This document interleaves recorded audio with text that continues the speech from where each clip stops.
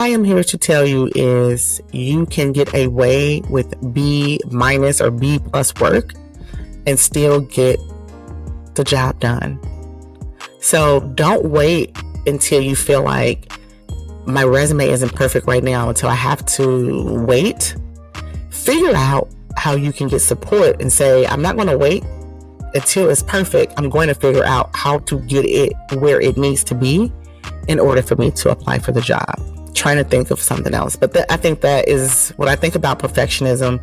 It's about waiting and having those. And let me be clear: there's nothing wrong with having high standards and expectations for yourself.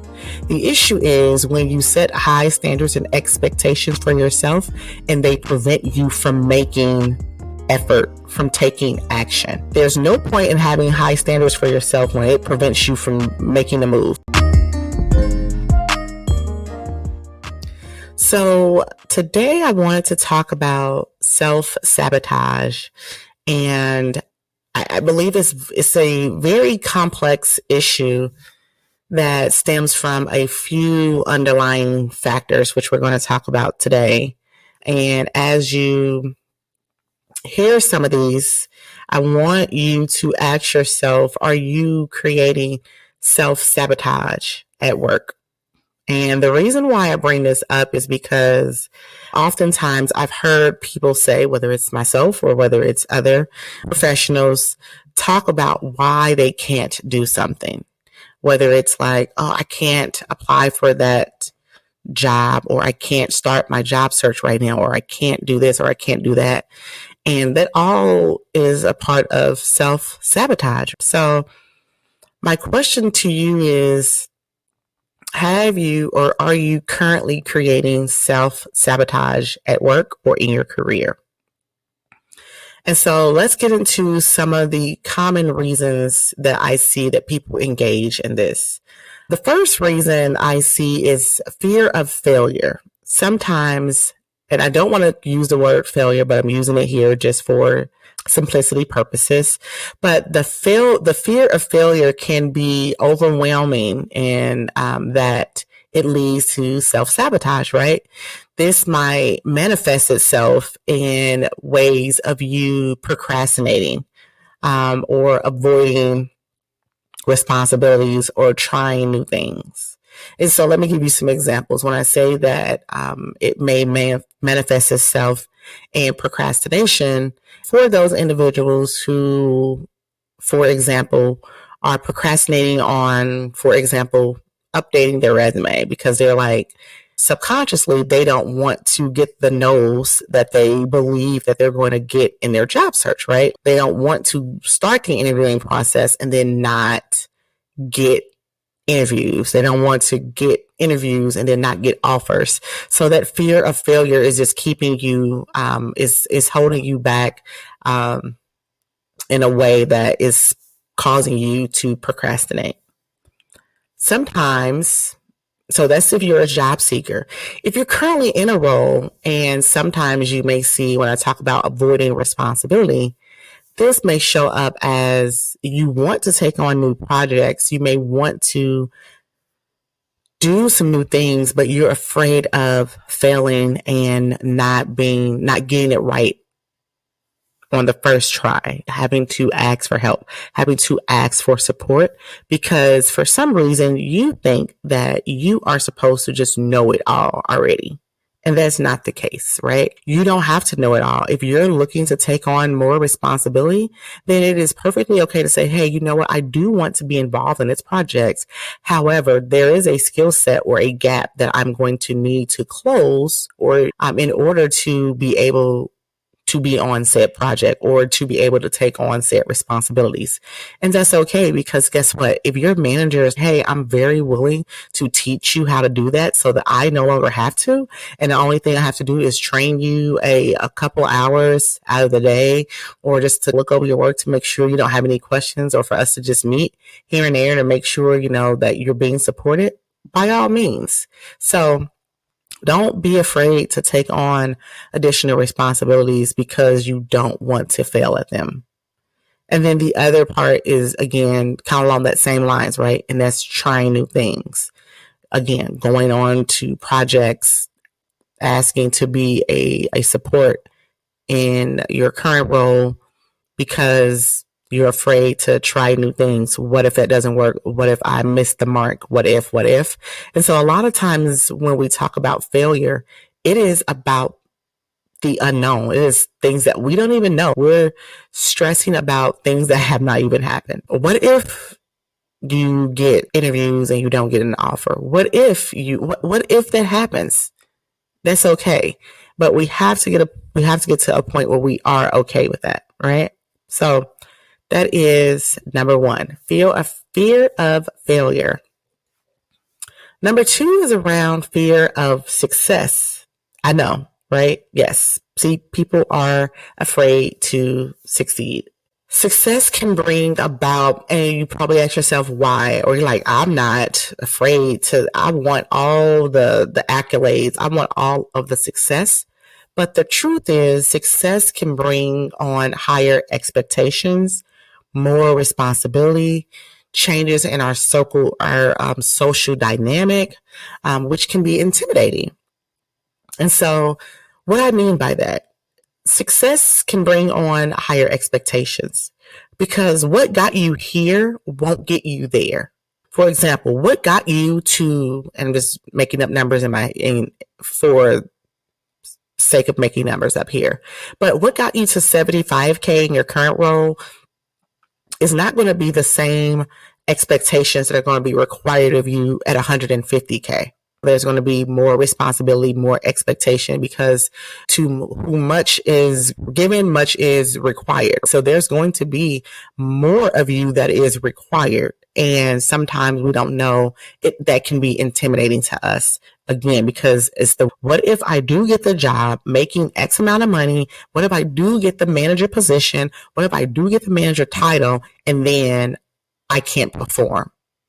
So it's a little bit of like success and failure all wrapped in one, right? Does that make sense?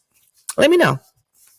The other part of that is, and this is so fascinating to me, is we don't want to succeed sometimes because of what that's going to do to our social dynamic. And what I mean by that is, what are the people in your family, what are your friends going to say when you do cross that threshold and you are, air quote, successful? Because this is the thing, success is in the eye of the beholder. What is successful to you may not be successful to someone else. And so sometimes we are intimidated by what we believe is going to be success in someone else's eyes. So if I start making more money and I buy the new car or I buy the new house, what are my friends, what are my family going to say? Are they going to say, I think I'm too good? I think this, I think that. What are they? Again, it goes back to that fear. It still goes back to failure, right? That fear of, am I going to lose out on friends? Am I going to lose my family? And I don't mean loss like that, but are people going to want to isolate themselves because now that I'm in a different tax bracket, for example, I think, or they believe that I feel this certain way about myself, and it causes you to lose friendships. And that can be difficult. And I think that it's important to know, and we'll get into this, to know your support system, to know who you have around you. That is so important. And I have friends who have done some great things in their careers, who are doctors and lawyers and dentists and pharmacists and physicians and you name it. And that has never been an issue or a factor because, again, you have to know your support system around you. And I think that we're all successful in our own right. No one, and this is why it's very important just to stay in the lane that you're in and run your own race. And when you run your own race, you're not looking over to the lane to the left or to the right of you, because the moment you look to the left or to the right of you, you lose sight and traction of what it is that you're trying to do. So even though I may have friends who have successful careers, I also believe that I have a successful career. So it's not of issue in our friendship or in our relationship dynamic. And even for the ones who aren't holding PhDs and multiple master's degrees, but for the ones who are just great at their job and who have been successful at their jobs or who have been in their jobs 10, 15 years. And I'm like, oh my gosh, you are really, I'm like, again, they're in their own lane, and that does not change our relationship or our dynamic of our relationship. So your support system is great. Make sure you have the right people around you. Again, these can be things that create self-sabotage, because you're wondering how other people are going to feel when you get to whatever that mountaintop is for you. I think the third thing is perfectionism. And this goes around like setting unrealistic and high standards for yourself that can lead to a fear of making a mistake. And this might result again in procrastination or giving up too easily when faced with challenges. So, setting perfectionism. You want your resume to be perfect. You want, before you apply for the job, you want your LinkedIn profile to be perfect before you start building relationships and networking with people on social media. You want your, just everything to be perfect before you start. And what I am here to tell you is you can get away with B minus or B plus work and still get the job done.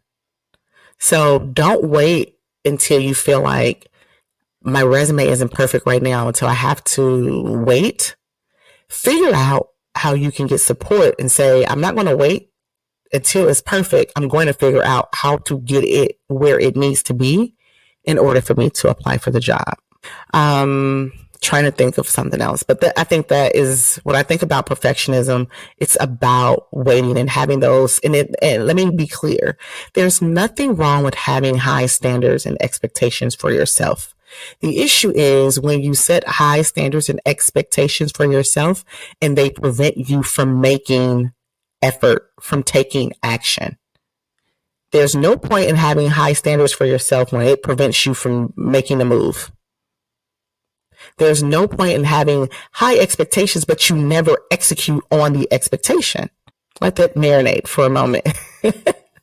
I'm going to go with number 4 and say it's a comfort. So self-sabotage can show up in our lives in a way of being comfortable with familiarity. And sometimes staying in familiar situations, even though, and even if it's not the best for your career, can feel safer than taking a risk on something new. Let me say that again. Sometimes staying in a familiar situation, even if it's not the best, than taking a risk on something new. What does this mean? And I talked about this in last episode 18, where I talked about the devil versus the devil you don't, right? I know who my manager is now. I know what I'm dealing with now, versus if I go somewhere else, I don't know what I'm going to deal with. I don't know what kind of manager I'm going to have. I don't know what kind of leadership there's going to be. I don't know what the culture is. It's all of the I don't knows that are keeping you where you are, because you're like, I already know who I'm dealing with and what I'm dealing with and how to maneuver in this situation, versus allowing yourself to be uncomfortable and trying something new. And we can see this in I'm relating this to our careers, right? But there are so many places and areas of your life where you are staying in situations because they're familiar. Some of us we're going into February, so we're going to be talking about love a lot in relationships in the month of February. But some of us are in relationships just because they're familiar to us, whether they're, platonic relationships, friendships, intimate relationships, doesn't matter. Some of us are there because they're familiar to us. And the same thing happens in our work, because our work life is a relationship. You've built relationships with coworkers and you're like, I don't want to leave my coworkers. I love my coworkers so much. I don't want to leave. They love me. We have a great time. Guess what? If those are really your friends and whomever, They will be your friends when you leave. I have friends, thank God. I have friends who I've met in roles that I haven't been in over 10 years, and we are still friends to this day because we may have met at work, but that didn't have to be where our relationship ended. And guess what? Neither one of us are at that company anymore. Half the people who I'm friends with aren't at the place where we met. So we've both moved on. So imagine if you're staying somewhere because you don't want to miss out on the friends, or you love your coworkers. But what if they left? Then you're stuck.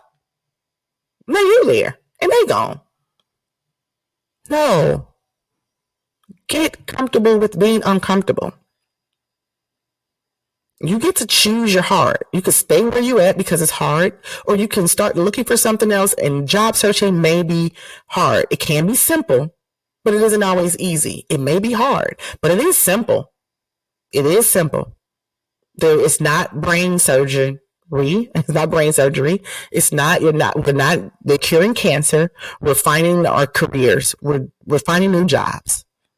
It's not rocket science. It does require for you to have some support sometimes, but it's not something, yes, some people have taken, especially in different economies, it has taken people 12 months, 16 months, 18 months, 24 months. I've seen it all. But even those people, it's not that it was hard. They probably just didn't have a strategy. They didn't know what they were looking for. I can look at that person's resume. If a person telling me they've been looking for a job for 6 months, I can look at their resume and tell them exactly why they probably haven't landed interviews. Or if they say, when people say that they've applied to 100 positions and they're not getting interviews, they haven't gotten not one goose egg. You applied for 100 positions and you have not gotten anywhere. It's because of something I can probably point out to you. You're like, oh, that was simple. Yes. I'm not solving world hunger here.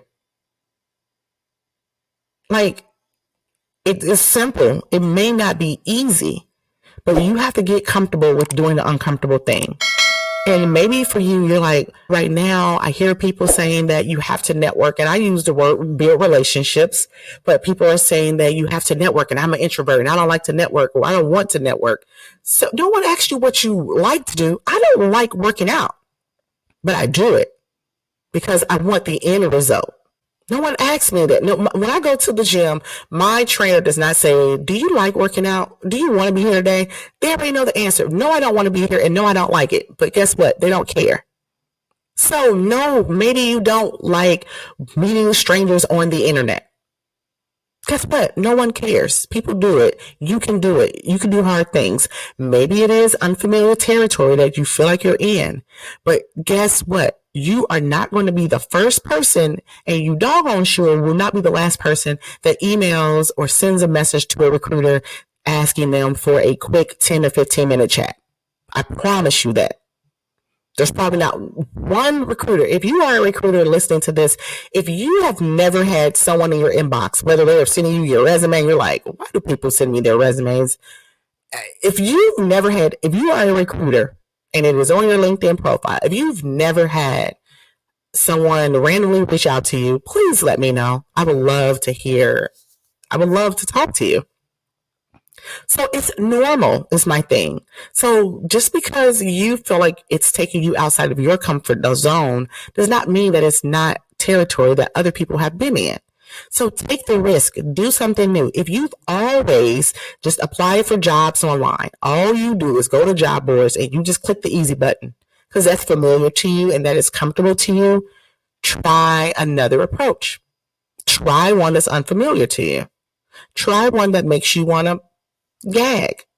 And if that means reaching out to someone you used to work with and saying, hey, I see that you're at such and such company and I'm interested. I would love to know if we can set up a 10 or 15 minute quick chat just so I can get to know more about the culture, because to me, culture is priority. And while I'm looking for a role, but I do want to make sure that the next role is the right fit, I would love for us to just be able to hop on the phone and talk really quick. Bada bing, bada boom. Done. I just rewind, listen to that back, send that message to someone, and see what kind of response you get. Now, I will say, you can send it to 10 people, maybe 2 of them respond, and that's okay. You're all right with that. It's a 20% rate, but all you need is one. All you need is one. Okay, so the last thing when it comes to self-sabotage is a lot of us feel like we're going to be a fraud or we're going to be found out. And that can lead to us overcompensating in our behavior or even avoidance. You don't want to take on the new role because what if they find out I really don't know what I'm doing? Guess what? The person next to you also may not know what they're doing. And it's okay to ask questions. I got really low right there, not sure why, but it's okay. You listen, if you've made it this far, you deserve to be there. There are going to be things that we don't know. When you go into a new company, they may have a new system, they may have a different program, they may have a different operating procedure that you've never came across. Does that mean that you are a fraud? Does not mean that you're going to get found out or they're going to feel like you're incompetent because you don't know the system. You don't know everything, and neither does Chad and Brad next to you. Sorry, Chad and Brad. I'm just saying, like, you were new once too. And so it's okay to ask for help. Just because you ask for help does not mean you don't know what you're doing and that you are a fraud. If you've made it through the 3 rounds or 5 rounds of interviews, bless your heart if you've made it to 5 rounds of interviews. But if you've made it there, you deserve to be there. If you're in the room, you deserve to be in the room. And this is specifically for my women and women of color. If you made it here, you deserve to be here. I have been in rooms where I've been the only one, and I didn't always speak up the way I needed to, but I damn sure knew I deserved to be there. There was never a doubt in my mind. I may have, again, I think that I had to learn the room and learn things about it, but I'm like, I have the education, the experience, the expertise, the skill sets, the knowledge, the gifts to be here. I just haven't figured out how to utilize them yet. But I knew I had the powers. Like I was a Power Ranger. I'm just like, I just didn't know how to necessarily exude my value or my power, but I knew I had it. I just needed someone. I just needed some time sometimes. I just needed to figure some things out. I just had to fill the room out sometimes. But, I belong here. I belong here. And I'm so proud to say that because when I think about it, I've never been in a room where I thought like, oh my gosh, I needed to shrink myself or I didn't belong there. And I've been in rooms with some amazing people who thought I didn't need to be there. And I thought that they didn't need to be there either. So we were, hey, it was mutual. I digress. Understand the thing I want you to know from those points that I made is that you have to understand the root cause of your self-sabotage, and that is critical in addressing it. And so here are a few things that I want you to think about when you think about addressing your issues. Self-reflection. Spend some time reflecting on your thoughts, your feelings, and your behaviors at work. Try to identify patterns and triggers for your self-sabotaging behaviors. So if you recognize, so you go to work tomorrow and your manager says, hey, I have a project and I was wondering if you wouldn't mind joining in, being on the project. And you're like, no, actually, I'm so busy doing all this extra stuff. I really just don't see how I could. And you're like, you know what? It's not really that I'm busy. I have a lot of questions, and what if I can't do it? Check in with yourself in that moment and really reflect and say, like, why did I say no? If you run, another example, if you're on LinkedIn and you see a job and you're like, man, this job, oh my God, it is screaming.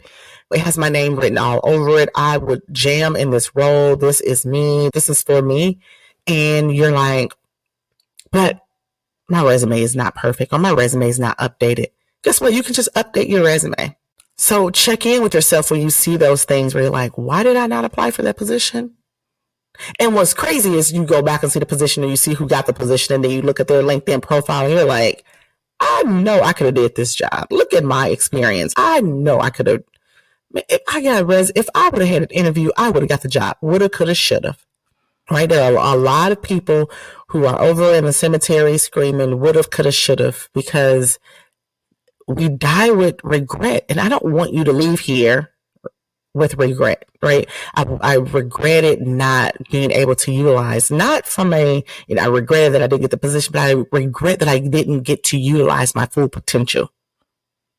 I regret that I didn't really get to see myself in the role that I would have wanted to see. I regret that I didn't get a chance to make the impact that I could have made had I applied for that position and really communicated my voice and let my voice be heard. And yes, that is the stuff that brings me so much joy.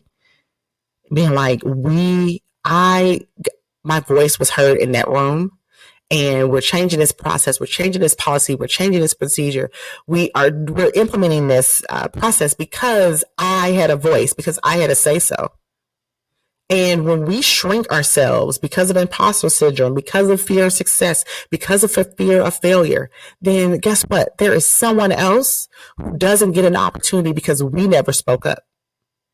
There is something about the work that we do. This is why it is so important that we pick work that has an impact, whatever impact that may be for you, whether it's political, whether it's social, whether it's in healthcare, whether it's in manufacturing, whether it's in HR.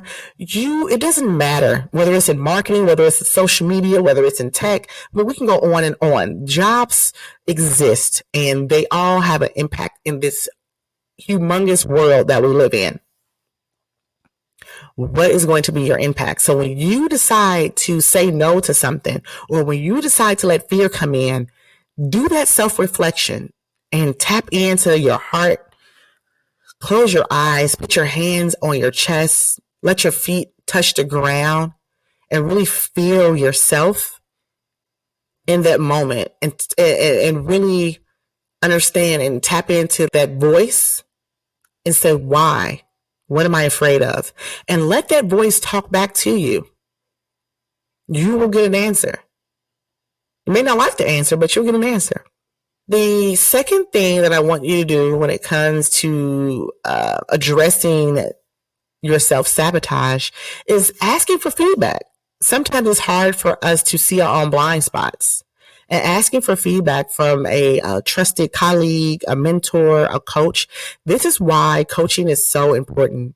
And this is why, whether you have a mentor, a sponsor, someone to help you, who you can get feedback from, is so important, because guess what? You can't read the label if you're inside the jar. I have a lot of clients who I can tell them something, they're like, oh yeah, that makes sense. It's not that they didn't know, but it's just something that you didn't think about. It's just the way in which I said it. It's just, I conveyed it in a different way than you just hadn't. Or even if you have, it's different when you talk things out to people. So seek feedback. That is so important. The third thing is setting realistic goals for yourself. Focus on setting achievable goals and celebrate the wins along the way. Focus on setting achievable goals.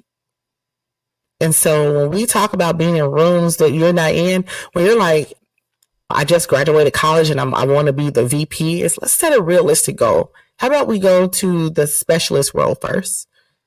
Because that's when the imposter syndrome does set in, and someone just gave you a VP role. Not gave you, because if they gave it to you, you deserve it. But you're like, man, there's a lot. I have a lot of gaps in here. And because I have these gaps, I now feel like I'm inadequate. You can still do the work.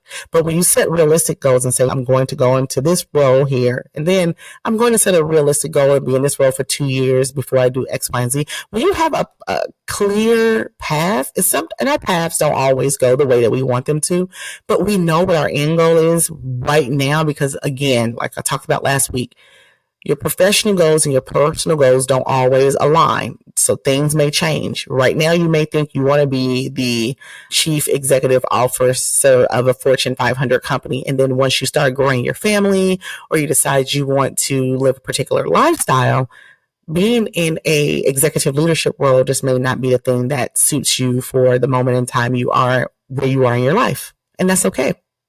So, but set those goals and celebrate the small wins along the way. For example, when I say go on LinkedIn and, meet someone, I don't mean just connect with 20 people today. Set a small goal, set an achievable goal and say, you know what, my goal for the week is to meet and connect with 5 people in a target company that I'm interested in. And once you do that, celebrate that along the way. Because guess what?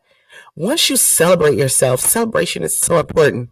When you celebrate yourself for those 5, then next week when you do 5 more, and then the next week when you do 5 more, and then by the end of the month, you have 20 new people who you have connections with.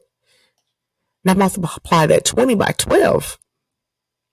Holy crap. If you did that every month, you're like, every week I'm going to connect with 5 people. And this week, what I'm going to do is going to send 2 of them a message just to see if we can connect, if we can set up a call. Maybe it's someone who's local and you're going to go out to coffee, you're going to go to brunch. I've met some amazing people. Lord knows I've met some amazing people on social media, whether it's on LinkedIn or Instagram or Facebook. I've met some amazing people. People who I would have never met. I've been in rooms that I would have never been in. I've been in conversations that I never would have been in had it not been for those icons on my phone. So as much as I don't like them and I don't get on them as much as I want to, they have held a purpose and a place in my life, both personally and professionally. The last thing I want to say, I think, is going to be, maybe I'll mention 1 or 2 more, but for sure, I want to talk about developing a support system. I talked about this earlier. Surround yourself with people who support you, who believe in you, both personally and professionally. And that's it. That's all I want to say there. The final thing is to learn and practice being resilient. Developing your resiliency can help you handle setbacks more effectively. Because this is the thing. You're going to get no's. You're going to get ghosted. You're going to get the silent treatment. Someone may come to you and ask you why you're here. I've had that happen to me. But I was resilient. I'm here because I deserve to be here. You didn't respond to me. Oh, that's a job that isn't for me. You didn't accept my friend request. Oh, someone else will. I got a no there. Oh, I'll get a no. I'll get a yes eventually. I did 100 resume interviews or I did 100 applications. I'll do 101. Eventually, I will get there. But when you become resilient, it allows for you the opportunity that even when no's come, you're just like, that just means the next opportunity. Even when your manager comes to you and says, hey, we decided to go with someone else for that promotion. Okay, that just means it's time for me to move out instead of up. I'm okay with that decision. Because guess what? Sometimes you all are out here applying to jobs that you don't want anyway. So the fact that you didn't get an interview doesn't even matter. Stop applying for jobs you don't want. That's a hashtag for today. So as I leave you this week, remember, change doesn't come overnight. Change does not happen overnight. Be patient with yourself and recognize that it is a process. It is a process. This whole thing, life is a process, and life is going to life, and companies are going to do what companies do, and managers are going to do what managers do, and you get to do what it is that you do. Be great. Be wonderfully made. You have so much potential, and don't let self-sabotage keep you from meeting your potential. Sometimes you got to look that thing in the face and say, you know what, I hear you. Because we have those voices that are going on in our head. And we just have to let that voice know, I know you're here. Recognize it. Recognize the voice. I see you. I hear you. I know we don't have the experience. I know we don't have the years of experience. I know that they're asking for 10 years experience and we only have 7. I hear you. I know, but we're going to apply anyway. Here, I know that I haven't been here a year, but I'm going to put in my resume for the manager position, even though I've only been here 9 months and they usually want you to be here a year. I'm going to apply for the position anyway. Because I know plenty of people who have been in their jobs in less than 12 months who have gotten multiple promotions. I know plenty of people who have been in rooms where they didn't think that they belonged and then got into other rooms because of the work that they did. So don't let, because you think that you don't need to be there, you still do work, and the work speaks for itself. So remember, you can do hard things. I promise you. But we have to start listening to that voice. And sometimes when that voice speaks to us, we have to acknowledge it and say, you're right. Let's go for it. Sometimes when that voice speaks to you, you have to say, you know what? I hear you, but we're going to do it anyway. You have a valid point, voice, but we're going to do it anyway.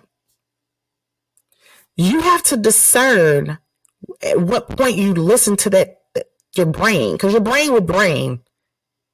Your mind will be minding its own business, and you have to decide and say, I'm going to do it anyway. I'm going to feel the fear, and I'm going to do it anyway. And that's what I'm leaving you with today. So I want you to get out here, and if you have that thing that comes up this week, do it anyway. If that means you need to come back and listen to the podcast again and say, you know what, I need that motivation. I need Ebony to kick me in the butt. I'm here. Listen to the episode again. All right. Thank you again so much for joining me. I hope you have a great week, and I will talk to you again next week for the next episode. So till then, have a great week. Stay safe. Bye-bye.